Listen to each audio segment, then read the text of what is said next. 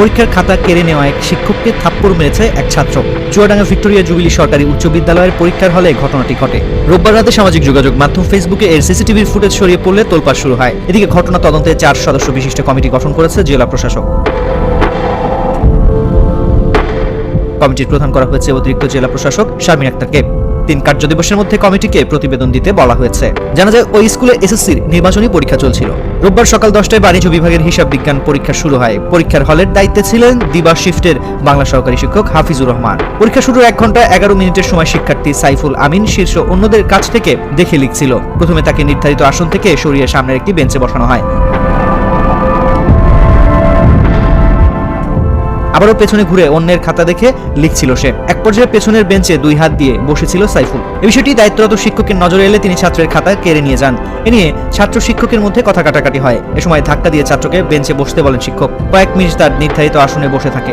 কিছু সময় পর সাইফুল বেঞ্চ থেকে উঠে শিক্ষকের গালে থাপ্পড় মারে। শিক্ষক সাইফুলকে ধাক্কা দিয়ে বাইরে চলে যান। এ সময় সাইফুলও বাইরে যান। বিদ্যালয়ের শিক্ষকরা বিষয়টি বিদ্যালয়ের সভাপতি ও জেলা প্রশাসক ডক্টর কিসিঞ্জার চাকমাকে জানান। তিনি এই ঘটনায় 4 সদস্য বিশিষ্ট তদন্ত কমিটি গঠন করেন।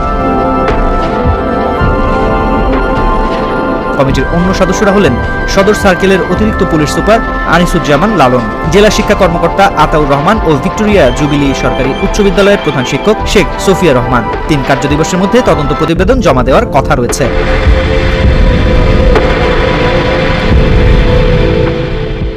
আপনাদের স্টুডিও যে মুডটা আছে বেটা মুড আপনারা হয়তো বা ইতিমধ্যে জানেন বা অনেকে জানেন না, সেটি হচ্ছে 2020 সালের এই জানুয়ারি মাসের লাস্টের দিক থেকে হয়তো বা ক্লাসিক যে ভার্সনটা আপনারা দেখতে পাচ্ছেন, যে এখানে যে ক্লাসিক ভার্সনটা আছে, ক্লাসিক ক্রিয়েটর স্টুডিও ক্লাসিক, এটা হয়তো বা রিমুভ করে দেবে ইউটিউব থেকে, কারণ সবাইকে বেটা ভার্সনটা ইউজ করতে হবে।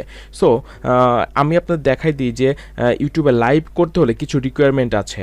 আমি আপনাদের এখান থেকে ক্লাসিক মুডে একটু আমরা আদার্স করে দেখিয়ে দিই। আর একটি বিষয় সেটা হচ্ছে বেটা ভার্সনে এখনও কিছু ল্যাকিংস আছে, তারা হয়তো বা এই মাসের মধ্যেই তারা হয়তো বা এটা ফুলফিল করবে এবং পুরোপুরি পাবলিশ করবে। সো আমাদের একটু হেল্প নিতে হচ্ছে আমাদের ক্লাসিক ভার্সনের। আপনারা এখানে আসার পর যে চ্যানেলটা দেখছেন, চ্যানেলে ক্লিক করবেন। আগে দেখতে হবে যে আপনার চ্যানেলটা লাইভ স্ট্রিম করার মতো জন্য এলিজেবল কিনা। সো এখানে আসার পর আপনি দেখবেন যে লাইভ স্ট্রিমিং যে লেখাটা আছে এটা এনাবল কিনা এবং ইমবেড লাইভ স্ট্রিমিং এটাও এনাবল কিনা। এটা যদি এনাবল আপনার করা না থাকে তাহলে আপনি লাইভ করতে পারবেন না। সো অবশ্যই এটা এনাবল করার মতো যোগ্যতা থাকলে আপনি এটা এনাবল করে নেবেন। সো আমাদের এটা এনাবল করা আছে। এখন আমরা দেখব যে কীভাবে লাইভ করা যায়। আমরা চলে যাব আমাদের ব্যাক টু ইউটিউব স্টুডিওতে। সো এটা খুব বেশি কঠিন কিছু না, আমার মনে হয় যে বা একটু হয়তো বা টেকনিক্যালি একটু এদিক ওদিক আছে। সো আমি আপনাদের আজকে ক্লিয়ার করে দিব এটি। সেটি হচ্ছে যে এটা হচ্ছে বেটা মোডের যে স্টুডিওতে আছে, আমরা চ্যানেলের ড্যাশবোর্ডে আছি এবং আগে দেখতে পাচ্ছেন যে এই বাম পাশটা আসলে চ্যানেলের লাইভ অপশনটা ছিল ক্লাসিক মোডে, আর আমাদের বেটা মোডে দেখতে পাচ্ছেন যে এখানটায় গো টু লাইভ এখানে আছে, আপনারা দেখতে পাচ্ছেন গো লাইভ। সো আমরা এই গো লাইভ যে আইকনটা আছে এখান থেকে আমরা লাইভে যাব। আর তার আগে যা করতে হবে সেটা হচ্ছে যে আমাদের ওভিএসে চলে যাব। আমরা ওভিএসে আসার পরে আমরা কি করব, আমাদের হয়তো পিসিতে বা ল্যাপটপ বা কম্পিউটার কোনো গেম বা কোনো ডিজাইন হয়তো আমাদের যে ডিসপ্লেটা বা ডেস্কটপটা আছে এটা আমরা মানে ডিসপ্লেটা ক্যাপচার করব। সো এটা কীভাবে করব সেটি আপনাদের সাথে একটু শেয়ার করি। সো আপনারা ওভিএসটা নামান নেওয়ার পরে আপনাদের যা করতে হবে সেটি হচ্ছে যে আপনি অ্যাড সোর্স করবেন যে আপনি কি লাইভ করতে চাচ্ছেন। এটার জন্য আপনাদের যা করতে হবে, আপনারা দেখতে পাচ্ছেন এখানে সোর্স অপশন আছে, এখানে প্লাস যে আইকনটা আছে প্লাসে ক্লিক করবেন। দেন এখানে দেখতে পাচ্ছেন যে image, browse source, image slide show, display capture, game capture, audio capture, কয়েকটা আইটেম আছে, এগুলো আপনি ক্যাপচার বা এগুলো আপনি লাইভ করতে পারেন। সো আমি চাচ্ছি যে আমাদের যে ডিসপ্লেটা আছে, স্ক্রিনটা আছে, এটি ক্যাপচার করব। সো আমরা এখানে যে ডিসপ্লে ক্যাপচার আছে, আমরা ডিসপ্লে ক্যাপচারে ক্লিক করে অ্যাড সোর্স করে দিব।